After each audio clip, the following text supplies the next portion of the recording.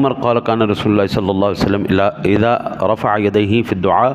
لم يحطهما حتى يمسح بهما وجهه رواه الترمذی۔ حضرت عمر فرماتے ہیں رضی اللہ تعالیٰ عنہ کہ رسول اللہ صلی اللہ علیہ وسلم جب بھی دعا میں اپنے ہاتھ اٹھاتے تو بغیر منہ پر پھیرے حضور واپس نہیں کرتے تھے۔ دعا کرتے پھر حضور نبی اکرم صلی اللہ علیہ وسلم اس کو چہرہ انور پر پھیر لیا کر، تاکہ وہ جو برکتیں ہیں نا، یہ دیکھیں نا جی، ہتھیلیاں آسمان کی طرف ہوتی ہیں نا، اور یہ دعا کا قبلہ ہے، یہ دعا کا قبلہ ہے، اور آسمان کی طرف اس لیے بھی کیا جاتا ہے کہ وہاں سے رزق اور رحمت اترتی ہے۔ ہر روز اللہ تعالیٰ